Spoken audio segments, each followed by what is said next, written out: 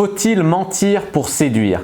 Bonjour à tous, c'est Fabrice Julien, coach et auteur, expert en séduction, et dans cette vidéo, on va répondre à une question que beaucoup de gens se posent finalement. Est-ce qu'on peut mentir? Est-ce qu'il faut mentir pour séduire? La séduction, pour beaucoup de gens, c'est détourner une personne du droit chemin, tu vois. Et dans ce sens, mentir peut être une solution.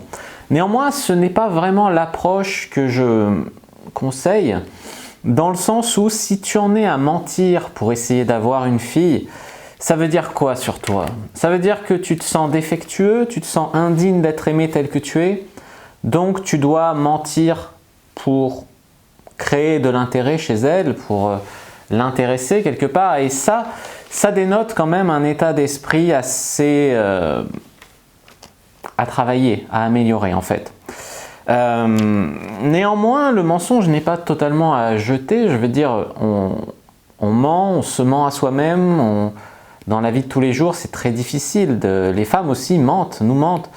Donc, le mensonge en séduction n'est pas totalement à proscrire. Néanmoins, il y a des formes de mensonges qui sont moins graves que d'autres.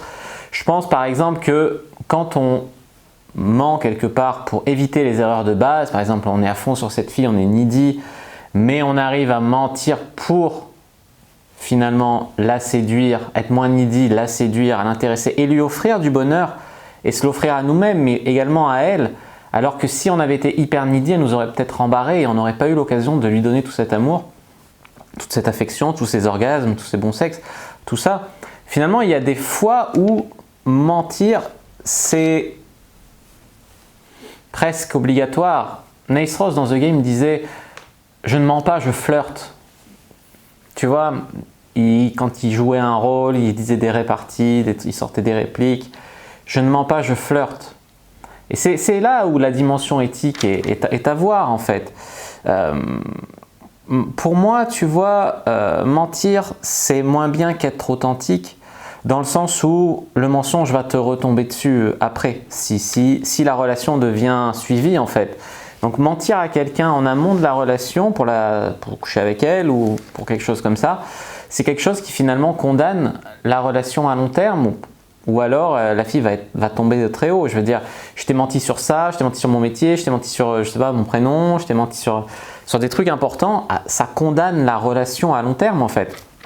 Donc je pense qu'il y a des petits mensonges qui sont autorisés. Je veux dire par exemple des trucs qui peuvent faire peur, alors qu'en fait quand on te connaît, tu es quelqu'un de bien et c'est juste des a priori qui vont faire peur. Bon, on peut embellir un peu la réalité et ensuite lui dire la vérité plus tard ou pas, mais pas des mensonges sur des choses très importantes, pas des mensonges sur des choses capitales. Je donne un exemple, le connard par exemple qui va finalement mentir pour coucher avec une fille, lui promettre je veux un couple, je cherche l'amour, machin, il va juste la baiser et puis après il va la dégager. Tu vois, ça c'est un mensonge d'intention, c'est un mensonge grave qui fait passer pour un connard, mais qui part finalement du fait que finalement les gens croient déjà, tu sais, c'est toutes les comédies américaines. Les Américains, ils adorent le romantisme à la française, alors ils en mettent plein les séries et nous on s'abreuve de séries américaines pour beaucoup de gens. Et donc les mecs croient que les femmes aiment les grands romantiques, les amoureux transis, les histoires comme ça. Alors qu'en fait, tu vois, pourquoi il y a des femmes qui aiment les connards aussi? Parce qu'elles veulent juste se faire baiser sans prise de tête.